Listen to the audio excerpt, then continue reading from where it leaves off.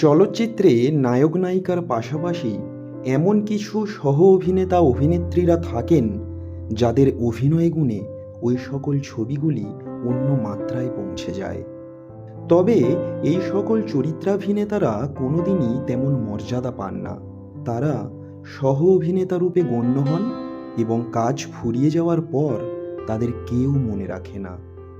তেমনি বাংলা ছবির স্বর্ণযুগের বলিষ্ঠ এক অভিনেত্রী হলেন শ্রীলা মজুমদার। 1964-তে কলকাতায় বাবা রামচন্দ্র মজুমদারের উদ্যোগেই পাড়ার নাটকে অভিনয় শুরু করেন শ্রীলা মজুমদার। পরবর্তীকালে বঙ্গবাসী কলেজ থেকে স্নাতক হওয়ার পর অভিনয়কেই পেশারূপে বেছে নেন। পরিচালক মৃণাল সেন তাকে এক প্রকার নিজে উদ্যোগ নিয়ে খুঁজে বের করেছিলেন। 1979-তে তাঁর পরশুরাম ছবির জন্য একটি লম্বা কৃষ্ণাঙ্গী মেয়ের প্রয়োজন ছিল। একটি নাটকের মহড়া থেকে শ্রীলাকে খুঁজে বের করেন মৃণালবাবু। কিশোরী শ্রীলা মজুমদারকে নিজ উদ্যোগে তৈরি করেছিলেন মৃণাল সেনের স্ত্রী গীতা সেন। রেডিওর শ্রুতি নাটকে শ্রীলার গলা শুনে মুগ্ধ হয়েছিলেন গীতা দেবী। পরশুরামের আগে একদিন প্রতিদিন ছিল শ্রীলা মজুমদারের প্রথম মুক্তিপ্রাপ্ত ছবি। মৃণালবাবুর ছবির পাশাপাশি শ্রীলা কাজ করেছেন হিন্দিতে।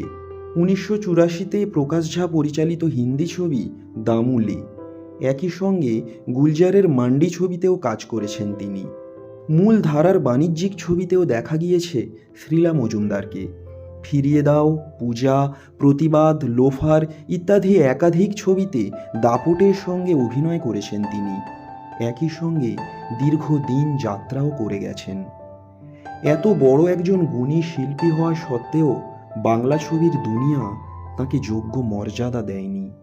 কোনো বড় সম্মান বা বড় কোনো পুরস্কার আজ পর্যন্ত দেয়া হয়নি তাকে।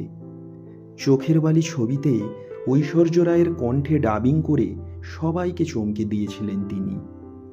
সম্প্রতি ক্যান্সারে আক্রান্ত হয়ে মৃত্যুর কোলে ঢলে পড়েন বলিষ্ঠ এই অভিনেত্রী। ইন্ডাস্ট্রির প্রতি হয়তো কিছুটা অভিমান নিয়েই পৃথিবী থেকে বিদায় নিলেন শ্রীলা মজুমদার। ধন্যবাদ।